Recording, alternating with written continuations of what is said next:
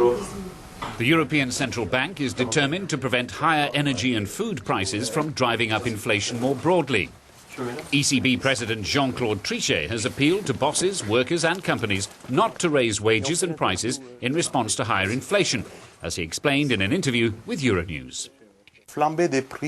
Surging oil prices, the housing slump in the US, massive injections of liquidity to prevent a banking crisis, foreign exchange market imbalances. You could say that 2007 has been an annus horribilis.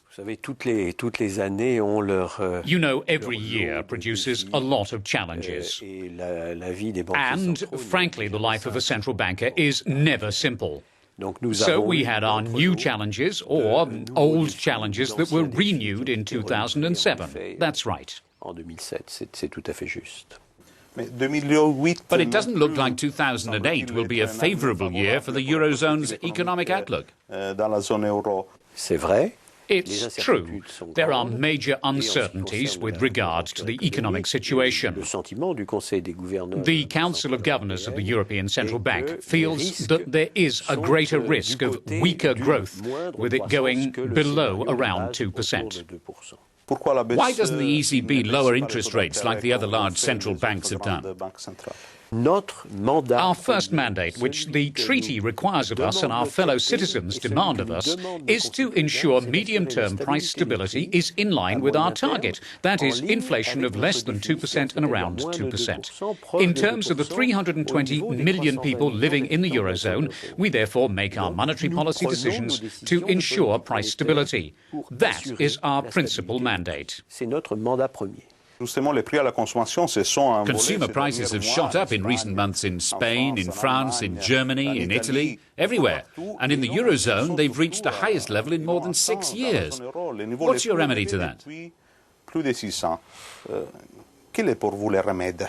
It's our responsibility to make sure that this inflation is just temporary and doesn't spill over onto the cost of living, and particularly that it doesn't affect wage negotiations, because then we'd have what we call second-round effects, leading to inflation which would be long-lasting, instead of being temporary and related to higher costs for oil and raw materials. And we would be unable to comply with our mandate to ensure price stability, and we wouldn't be doing what our fellow citizens expressly ask of us. President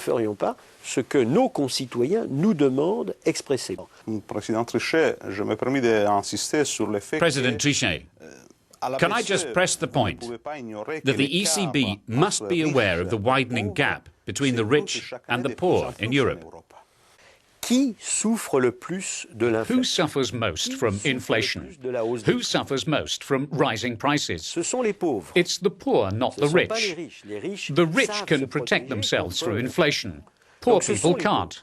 When we fight for price stability and against inflation, we're doing something that is most important for the most underprivileged among us, for the poorest in our society, and those who are most vulnerable. At the start of the new year, the euro will mark its 9th birthday. In the past year, the euro has increased in value to almost $1.50. Do you think it's going to go higher? There's a methodology in Europe and a methodology in the world for speaking responsibly about questions of currency exchange. And when one is governor of a central bank, or chair of a central bank, one is by definition responsible. And so there's a methodology at a global level, the meetings of the G7, the Group of Seven.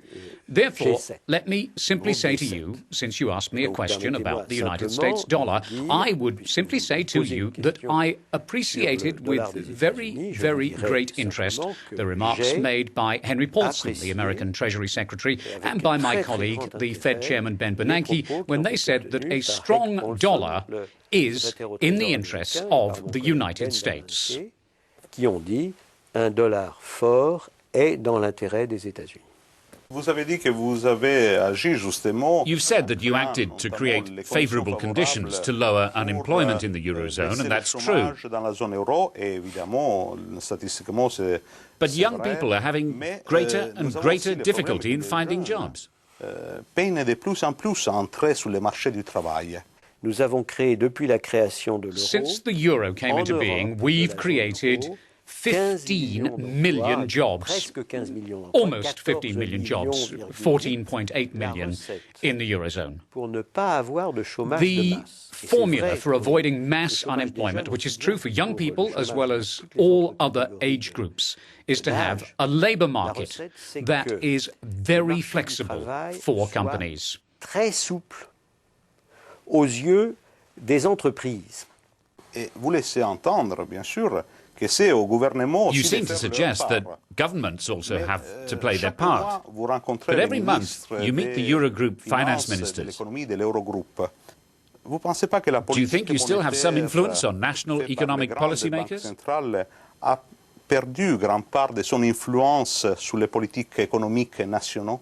Je ne me prononce pas sur I haven't reached any conclusions on whether we are influential or not, on what must be the responsibility of governments and parliaments. What is clear is that our message hasn't changed. It is be sensible with budgets. We have the Stability and Growth Pact. That's very, very clear. It is European law, and certainly and obviously it's the law in the Eurozone. And so we've always said we'll strictly apply the Stability and Growth Pact. We strongly encourage European governments to swiftly and completely implement the Lisbon programme of structural reforms. We also encourage and say to those who can influence production costs and the competitiveness of the various economies in the Eurozone that they should pay attention to the evolution of competitiveness, because that's obviously what makes it possible to have the greatest possible growth and the greatest possible job creation. Parce que c'est elle qui, à terme évidemment, permet d'avoir la plus grande croissance possible et la plus grande création d'emplois possible. Merci, Président. Merci beaucoup.